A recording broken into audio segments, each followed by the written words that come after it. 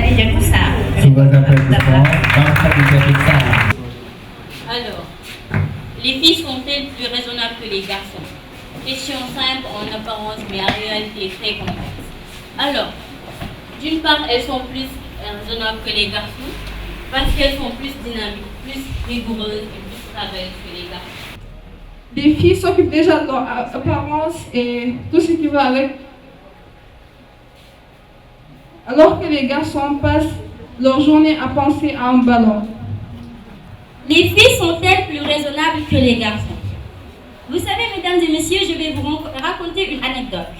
Il y a des années de cela, mon arrière-arrière-grand-père et l'arrière-grand-mère de Salamatou, cette même question a fait l'objet d'un débat entre mon arrière-grand-père et l'arrière-grand-mère de Salamatou. Et bien sûr, c'est mon arrière-grand-mère qui a battu sa grand-mère parce qu'elle n'avait pas les idées pour développer. Comme le dit le dicton,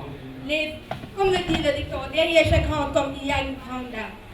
Et que serait le monde sans femme? Sur ce, je salue nos très chers membres du jour et ici présents, nos chers auditeurs et chers spectateurs. Dans les siècles passés,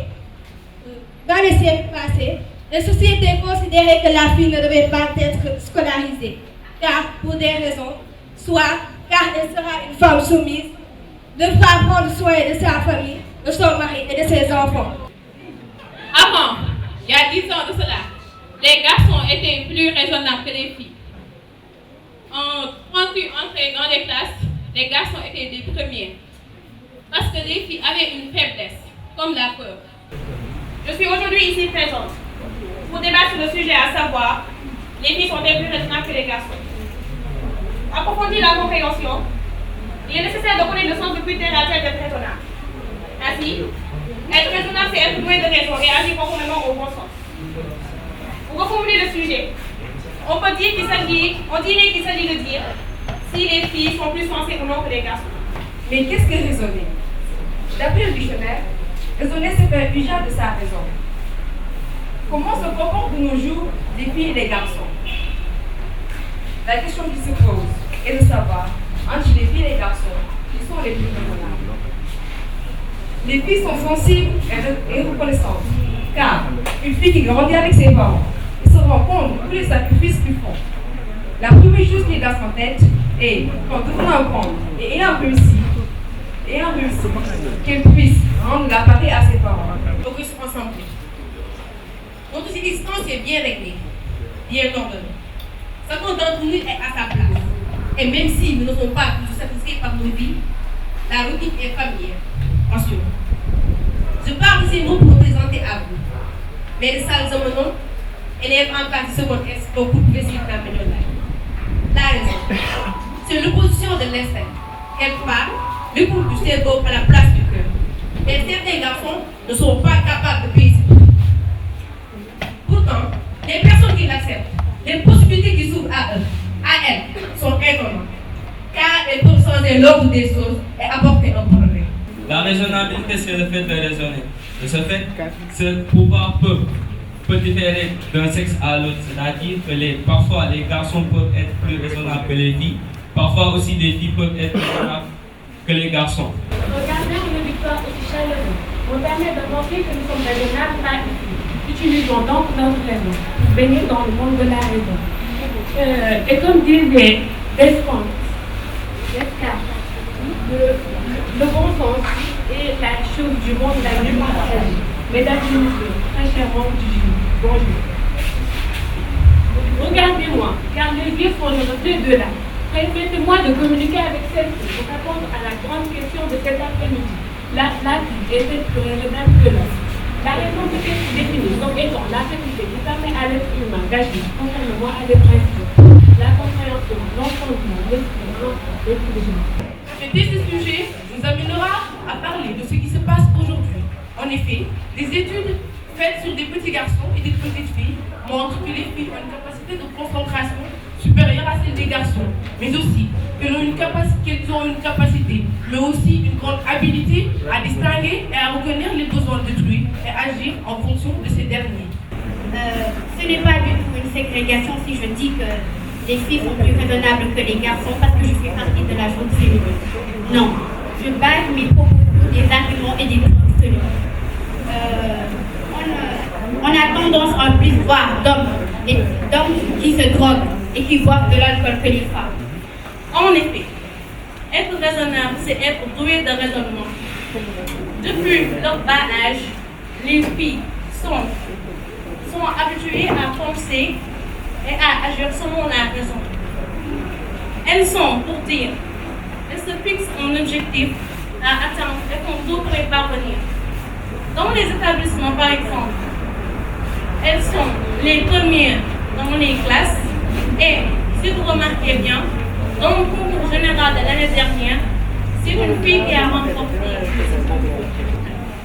Mesdames et messieurs, laissez-moi vous poser une question. Comment savoir entre les filles et les garçons qui sont les plus raisonnables? En attendant, permettez-moi de vous montrer ma vision sur ce thème. Permettez-moi de vous montrer ma vision sur ce thème.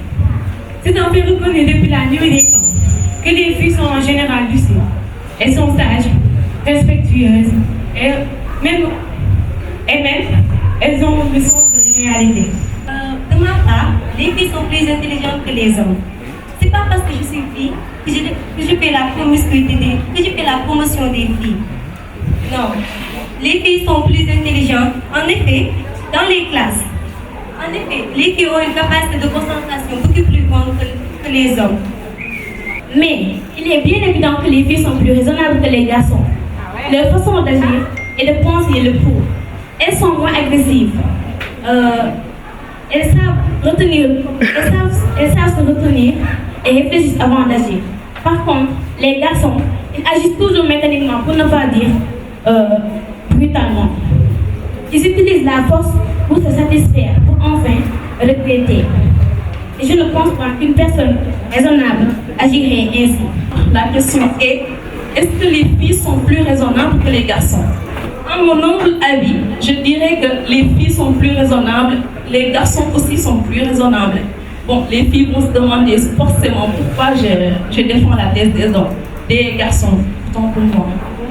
Bon, il ne faut pas juste défendre les filles. Les garçons aussi ont une part. D'abord, prenons l'exemple de notre président et de nous et de tous de notre ex-président aussi de l'AE. Ils sont ici aujourd'hui devant nous. Alors, s'ils n'avaient pas fait l'effort de travailler, ils ne seront pas aujourd'hui ici.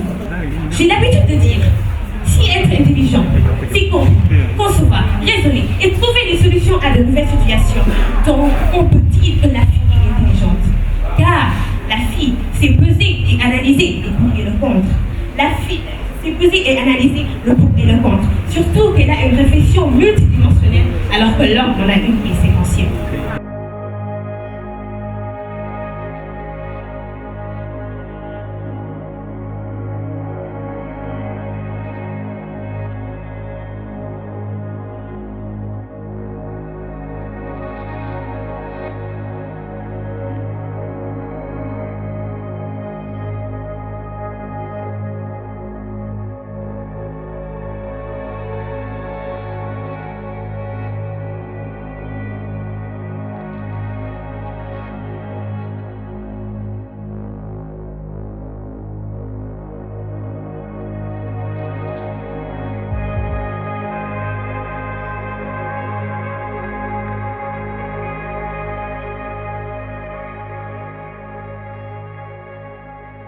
Donc bonjour à tous, je me présente à vous Elhadji Mamadou Ndoye, président de l'association des étudiants élèves de Yoff.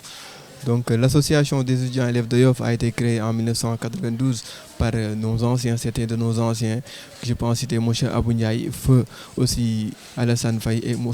Moussa Sène et parmi tant d'autres.